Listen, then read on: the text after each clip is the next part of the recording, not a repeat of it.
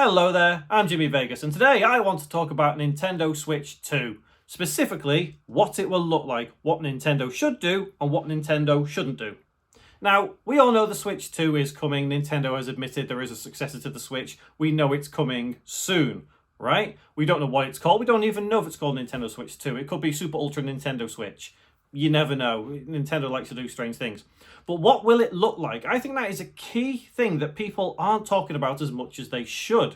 Now, we all imagine that the Switch 2 would look something like the Switch, but it can't look too much like the Switch. Nintendo needs to learn from their mistakes with the Wii U, because ultimately, the Wii U, the console, just looked like the Wii, but a little bit different.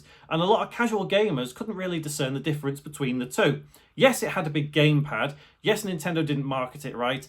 That's a whole other story. So, if the Nintendo Switch 2 looks a little bit too much like the original Nintendo Switch, people aren't going to quite buy into it as much as Nintendo would like. But that doesn't mean to say that it's going to fail. Look, the Nintendo Switch 2 is not going to fail. It is going to sell.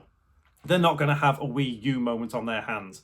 Also, what Nintendo shouldn't do is call it Switch U. That would just be a disaster. Or it could go the opposite way and people could think, that's funny, I'm going to get one of them. Because they understand the joke and how bad the Wii U wasn't bad, by the way. But, the marketing and all that. Anyway, I'm waffling. The look of the Switch 2 is important. And, we've seen mock-ups, we've seen alleged shells of the Switch 2, and it looks, a little bit bigger, it's rounded, and then we've seen the mock-ups where the kickstand's different.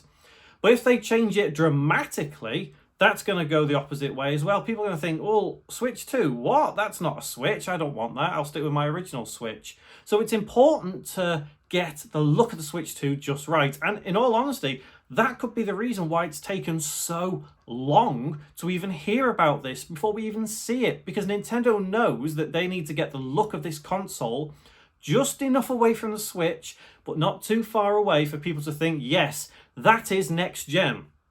If you look at something like the PS5 Pro, you can't really, you look at that and think, a casual gamer would say, well, what's the difference between the two? I can't really see a difference.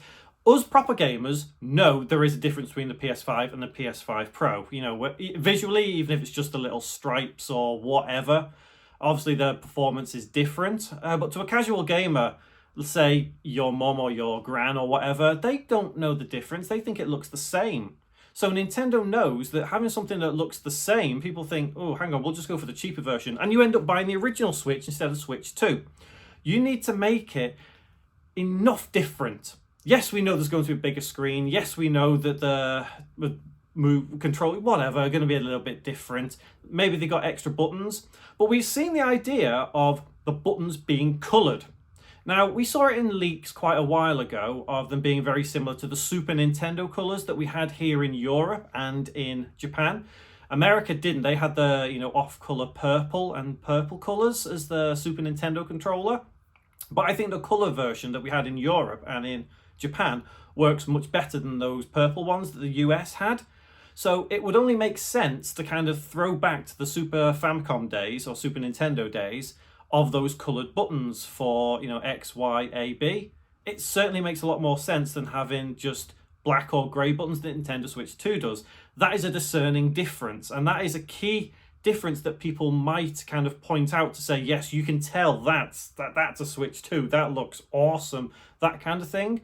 But again, does that really drag it away from older generations saying, I can't really tell the difference, I'll just get the cheaper one because it's cheaper, and they end up buying a Switch?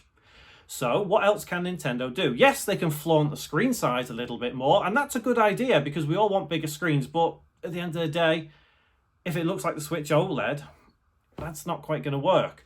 The dock, on the other hand, they can flaunt the dock because the dock is going to look drastically different. And if they make the dock look, what's the word I can use? Futuristic.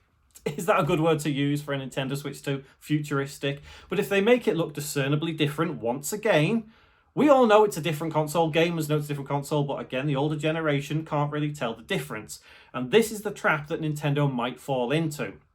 They know for the holidays, a lot of grandparents or parents buy things for their kids and grandkids, and they don't really know much about the modern console game. They don't know much about PlayStations, they don't know much about Switches. All they know is that, 7-year-old Tommy has said, Mummy, can I have a Switch for Christmas? A Switch? A Switch 2 for Christmas? Can I have a Nintendo Switch 2 for Christmas? A Switch? And the parents think, oh, okay, so he wants, what was that? A Nintendo. He wants a Nintendo for Christmas. So they go out and they end up buying a Switch rather than Switch 2. And little Tommy's all disappointed because he wanted a Switch 2 and not a Switch. But that's where it kind of comes into Nintendo's marketing. They need to just halt the Switch. Just stop everything. Get it off the shelves. You know, it's not a good move, let's be honest. But if they want Switch 2 to sell, they're going to have to take the Switch off sale straight away. You can't even see it. You can't buy it. You can't do anything. At least that way, no matter what the Switch 2 looks like, it will sell because it's the only Switch that people can find. It is backwards compatible, allegedly. Nintendo have said that, so at least that's a positive. But what do you think the Nintendo Switch 2 should look like?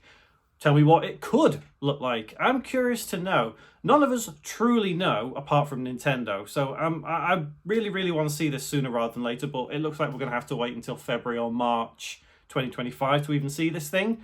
I did make a video on that. People are a bit unhappy with that. But look, we're in middle of November now. Still no Switch 2, so it looks like I was right all along. Anyway, let me know what you think the Switch 2 could and should look like in the comments below, and I'll see you in the next one.